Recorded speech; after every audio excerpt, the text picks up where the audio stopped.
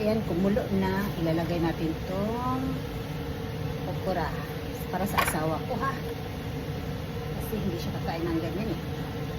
Tapos ilalagay na natin itong mga gulay. Lahat ng gulay ilalagay na.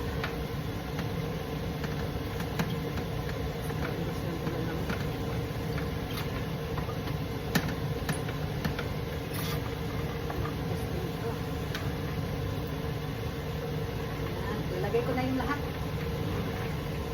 Lahatan na.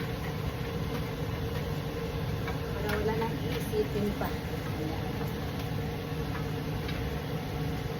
Kaya pala ang katawan ko ang ganda dahil hindi na mabigat pa ang katawan ko.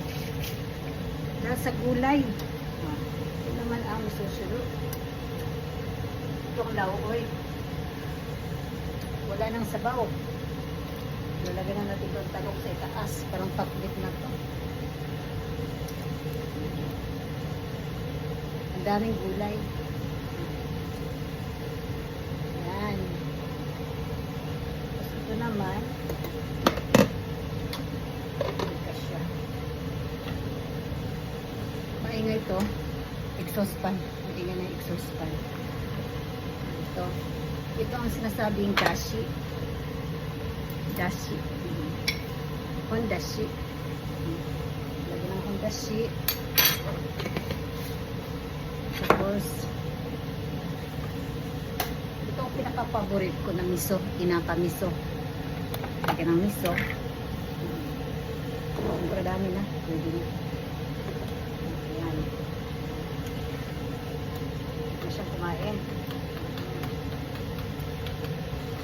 Ito ang miso. これは味噌ね。味噌最後はね。で、弱くして。コトコトはダメよ。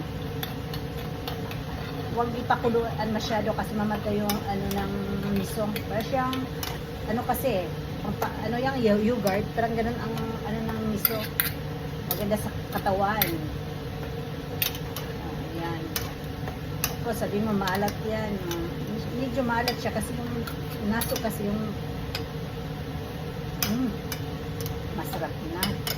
Okay. Ay, turn off.